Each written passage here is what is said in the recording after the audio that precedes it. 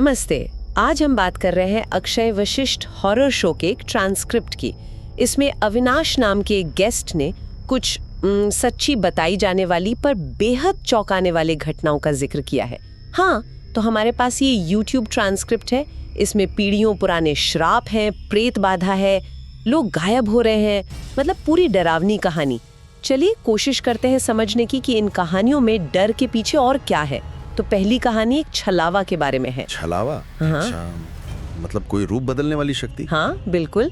कहा गया है कि इसने पंडित लोकनाथ त्रिपाठी के परिवार को सालों तक परेशान किया। सालों तक? हाँ, ये कभी पंडित जी बन जाता, कभी उनके भाई विशंभर दयाल, कभी कुत्ता भी। अजीब है। और सबसे अजीब बात, पानी के पास इसकी ताकत बढ़ जाती थी। पानी के पास?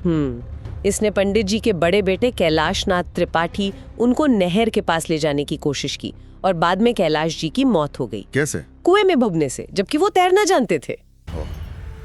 ये तो वाकई रहस्यमयी लगता है। और अविनाश जो कहानी सुना रहे, उनका दावा है कि ये उनके परनाना का परिवार था। तो इसमें ये पीढ़ीगत श्राप वाला एंगल आ जाता है और छलावे की पहचान भी बताई।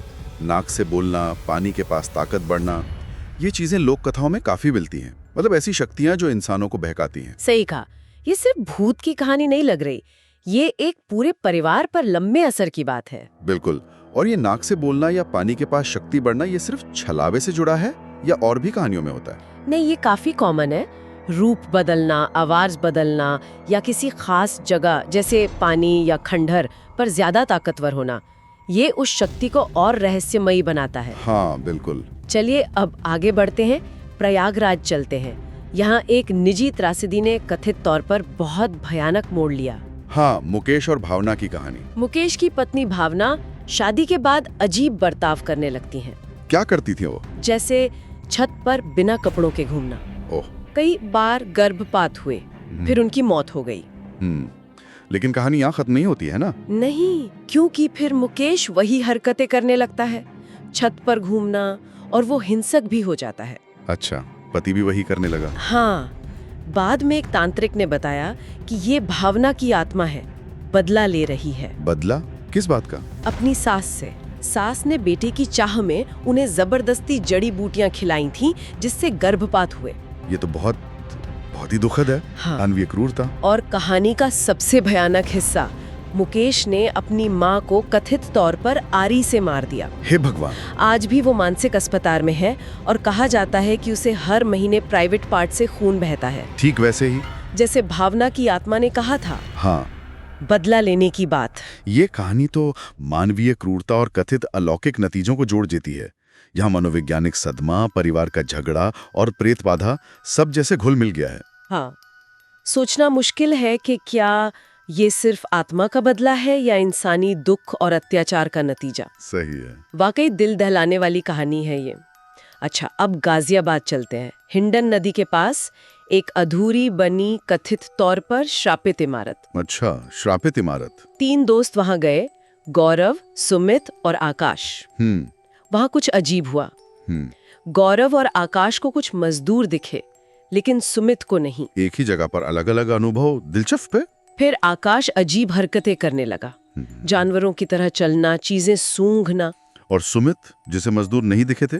सुमित जो बिहार से था, उसे लगा मजदूर होंगे, आधी बात है, पर वो अचानक शहर छोड़कर चला गया और फिर गायब हो गया। गायब?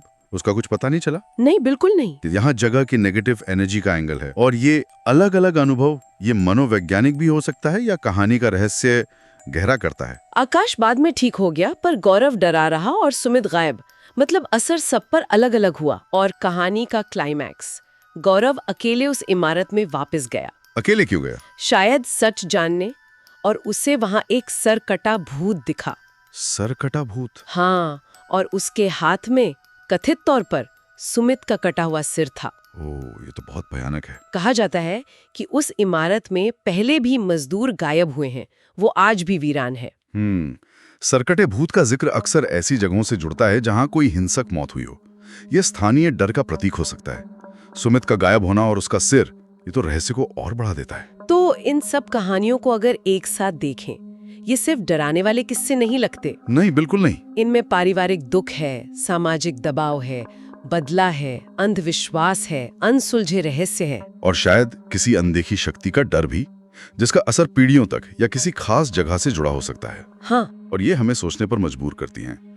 मतलब डर और रोमांच से हटकर ये हमें क्या बताती हैं? क्या ये सिर्फ कल्पना है, या ये इंसानी कर्मों, हमारे अंदर के अंधेरों और शायद किसी अनदेखी दुनिया के बीच के गहरे और कभी-कभी भयानक रिश्ते की तरफ इशारा करती हैं? और अगर इनमें जरा भी सच्चाई है तो उन लोगों पर क्या बीतती होगी जो असल में इनसे गुजरते हैं, जैसे कैलाश जी का परिवार या मुकेश या फिर गौरव और सुमित के घर वाले, उनकी जिंदगी पर क्या असर पड़ता होगा? ये सवाल जरूर मन में रह जाता है। तो आज के लिए अक्षय वशिष्ठ हॉरर शो के इस ट्रांसक्रिप्ट की हमारी ये पड़ताल यहीं खत्म होती है। हमने अविनाश की बताई कुछ वाकई परेशान करने वाली कहानियों को समझने की कोशिश की। सुनने के लिए धन्यवाद।